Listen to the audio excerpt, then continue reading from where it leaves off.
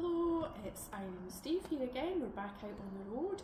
Today we're in East Linton, meeting one of our lovely East Lothian businesses. We're at Forge and Equip, which is a community interest company that's recently been set up. And today we're talking to Lindsay, who's one of the founders of Forge and Equip. Hello Lindsay, welcome. Thank you for taking the time for us today. So I just want you to introduce yourself, Lindsay, and also what was the inspiration behind setting it up as a community interest company? Thanks for coming out to see us, Irene and Steve. So yeah, I'm Lindsay, originally from the West.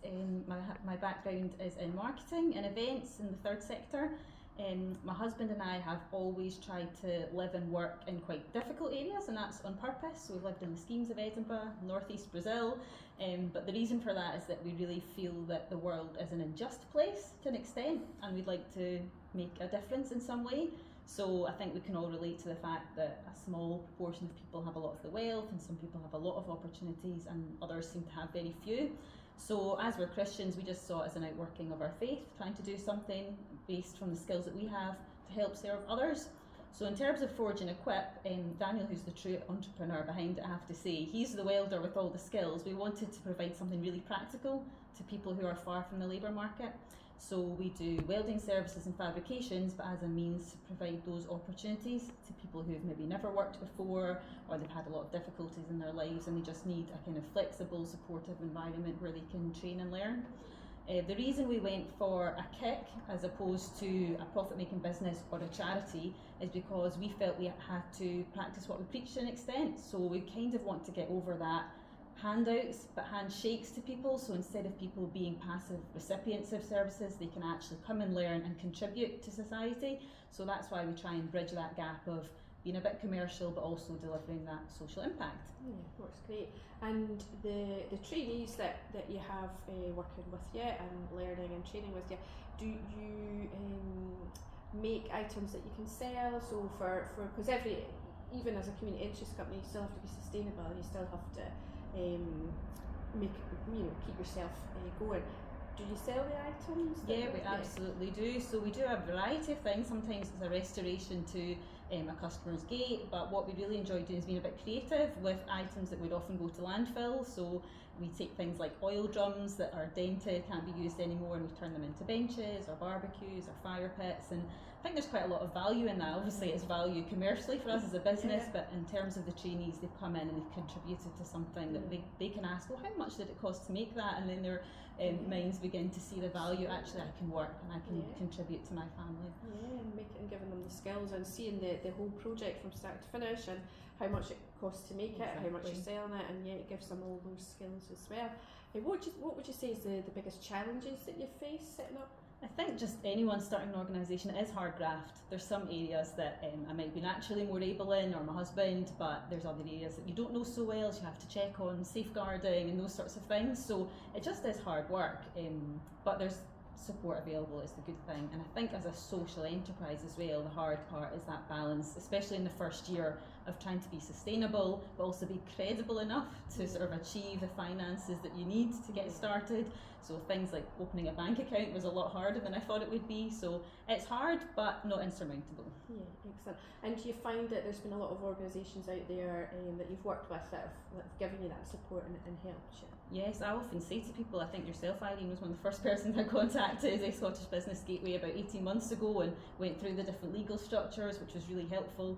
And when we kind of settled on social enterprise, there's places like Just Enterprise, First Port, Unlimited down south. There's actually a lot of support available, so if you know where to go looking, I find people are actually quite willing to help and point you in the right direction. And what do you think your aims and goals are for the next 6 months, a year, 3 years? What are your plans? Yeah, so obviously we want to aim for sustainable growth. In the first year we want to ensure we're commercially viable, so we're trying to develop our revenue streams in terms of our commercial projects. In the next 1 or 2 years after, we hope to have a bit more support in grant funding and donations, but really we just want to grow sustainably so that we can ably support those people that we set out to help, and don't lose one over another, if that makes sense. No, it does. And is there anyone out there that might be watching that you'd want to make connections with, Lindsay? Absolutely. I suppose anyone who's maybe got a project in mind or a fabrication for their home or business, we can absolutely help, can provide free quotes, or perhaps there's other local businesses, engineering firms, welding companies that might have some old equipment or PPE stuff they might like to donate to us. We'd be very happy to receive that too. But really just anyone's welcome to visit our website and have a look at what we do, and we'd be delighted to chat. So Lindsay, we've been having you showing us around your new workshop. You've just moved in, so you're not quite fully set up yet.